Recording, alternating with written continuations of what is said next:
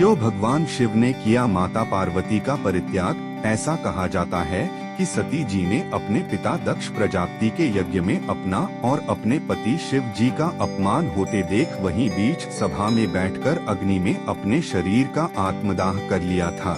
लेकिन क्या आपको पता है कि इस घटना की जिम्मेदार भी स्वयं सती जी थीं? हम सभी यह जानते हैं कि पार्वती जी भगवान शिव की दूसरी धर्म पत्नी थीं। हालांकि यह भी सत्य है कि पार्वती जी भगवान महाकाल की पहली धर्म पत्नी सती जी का ही रूप थीं और उन्होंने ही अपना अगला जन्म पार्वती जी के रूप में लिया था। बहुत समय पहले जब त्रेतायुग में श्री राम अपने भ्राता लक्ष्मण के साथ अपनी पत्नी सीता जी की खोज में लगे हुए थे, उसी समय कैलाश पर्वत पर माता सती अपने पति महादेव के साथ बैठी हुई थीं। उस समय उनके मन में एक सवाल आया कि श्री राम जो स्वयं भगवान विष्णु के अवतार हैं, वे इस तरह एक स्त्री वियोग में वन में मारे मारे क्यों फिर रहे हैं? यदि वे चाहें तो अवश्य ही रावण की लंका का पता लगाकर तुरंत उसे मार सकते हैं। यही सवाल उन्होंने महाकाल अर्थात महादेव से पूछा।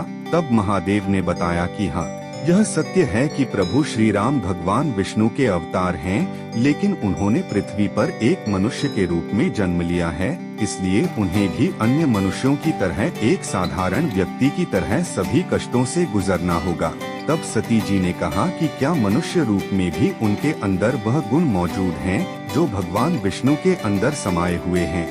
तब महादेव ने उनकी शंका का समाधान करते हुए कहा कि हाँ, एक मनुष्य होते हुए भी श्री राम उन सभी गुणों से परिपूर्ण हैं जो स्वयं श्रीहरि के अंदर मौजूद हैं। माता सती ने इस पर संदेह प्रकट करते हुए कहा कि मुझे तो यह संभव नहीं लगता, क्योंकि यदि उनके अंदर वह कलाएं होती तो वे आज माता सीता की तलाश में वन वन में भटक नहीं रहे होते। तब माता सती ने निश्चय किया कि वे श्री राम की परीक्षा लेंगी और उन्होंने अपने पति भगवान शिव से इसकी आज्ञा मांगी, लेकिन शिव जी ने उन्हें समझाने की कोशिश की यह उचित नहीं है। श्री राम स्वयं सच्चिदानंद हैं, इसलिए उनकी परीक्षा लेना एक मूर्खता होगी। लेकिन कई बार समझाने के बाद भी जब माता सती नहीं मानी, तब मजबूरन महादेव ने माता सती को श्री राम की परीक्षा लेने की इजाजत दे दी। उसके बाद माता सती ने देवी सीता का रूप धारण किया और उसी रास्ते पर बैठ गईं जहां से थोड़ी ही देर में श्री राम और लक्ष्मण गुजरने वाले थे। जब श्री राम और लक्ष्मण वहां से गुजरे तब लक्ष्मण जी की नजर देवी सीता का रूप धारण की हुई माता सती पर पड़ी और लक्ष्मण उन्हें ही सीता समझकर प्रसन्न हो गए और उन्हें प्रणाम किया। जब थोड़ी देर बाद श्री राम की नजर उन पर पड़ी तब उन्होंने हाथ जोड़कर प्रणाम करते हुए कहा कि माता, क्या आज आप अकेले ही वन विहार पर निकली हैं? मेरे प्रभु भगवान शिव कहाँ पर हैं? यह सुनकर माता सती बहुत ही लज्जित हो गईं और अपने वास्तविक रूप में आते हुए उन्होंने श्री राम और लक्ष्मण को देवी सीता की खोज में सफलता हेतु आशीर्वाद दिया एवं अपने गंतव्य कैलाश पर्वत को चली गईं। जब शिव जी ने उनसे पूछा कि क्या तुमने श्री राम की परीक्षा ली थी, तब माता सती ने उनसे कहा कि उन्होंने श्री राम की कोई भी परीक्षा नहीं ली थी, परंतु महादेव तो अंतर्यामी थे, इसलिए उन्हें यह पता चल गया कि किस तरह माता सती ने देवी सीता का रूप धारण करके उनके प्रभु श्री राम की परीक्षा ली थी।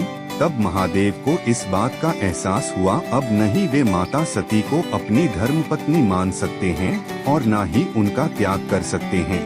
इसलिए उन्होंने मन ही मन माता सती का पत्नी रूप में त्याग करते हुए उन्हें अपनी पुत्री के रूप में अपना लिया। उस दिन माता सती ने जब देखा कि महादेव की कृपा दृष्टि अब उन पर पहले जैसी नहीं रही, तब उन्होंने इसका कारण ब्रह्मा जी से पूछा।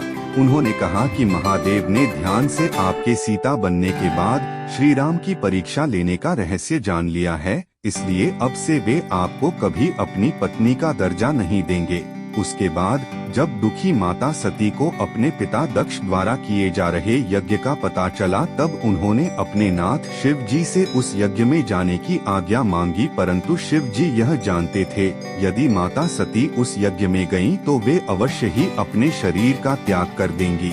इसलिए वे लगातार माता सती को यज्ञ में जाने से रोकते रहे, लेकिन अंत में माता सती ने किसी की ना सुनी और यज्ञ में चली गई।